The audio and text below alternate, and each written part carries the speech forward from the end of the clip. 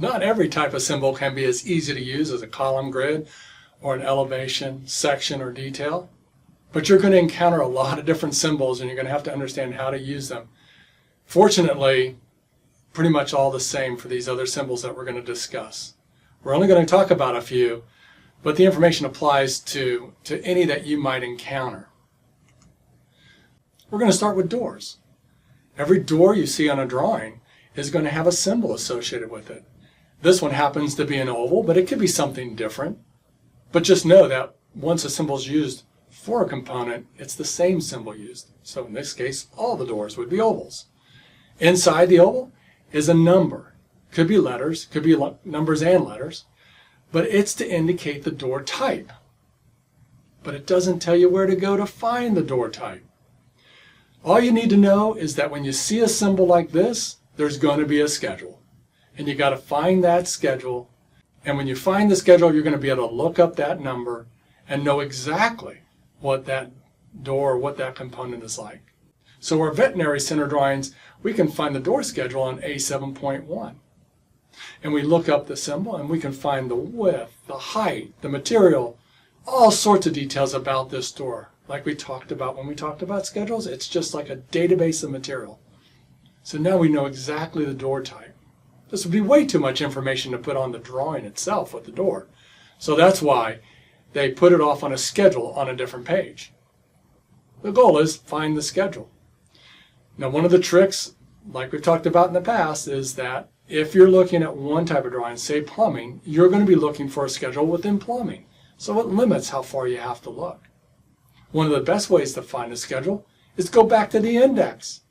If you're going to be looking for a plumbing schedule, go to the index, go to the plumbing drawings, and look where it says plumbing schedule. If you can't find it there, you're going to have to flip through some drawings. Here's another example for windows. Notice how the style for the symbol for windows is much different than that for doors, but it will be the symbol used for all the windows. And also notice how they're using letters now. So where would you go next? You want to find out the details for the window that's designated as E. Where are you going to go? The window schedule. Except this one in the veterinary center drawings is much different than the door schedule. In this one, they actually have drawings of the different windows. And those drawings show you the dimensions of the windows. Wall partitions. Another symbol. This one happens to be a diamond. Again, different than what we saw before, but all wall partitions are going to be this diamond now. And these wall partitions happen to have a letter inside them. So now we have to look up a schedule for the wall partitions.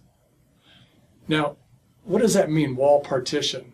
Well, every wall in a building is a partition. So that's what I mean by wall partition. But every wall may not be the same. So they use this symbol to refer you to a page where they're going to have details of what makes up that wall at that location.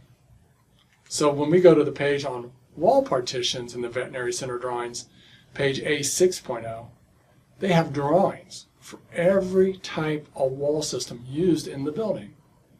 And it's all referring back to those partition symbols that we saw in the drawings. Every room generally has a number. Sometimes it has a symbol such as this, where it's a square with a number inside of it. Sometimes it's just the room name with an underline and a number below it. Guess what? The rooms have a schedule. And why would you need a schedule for the rooms? Well, because there's more information that you can put in a schedule than you can put on the drawings itself.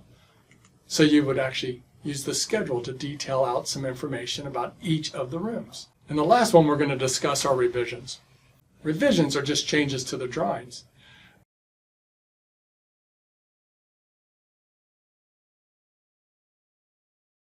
But in order for us to know what changed, they're usually clouded.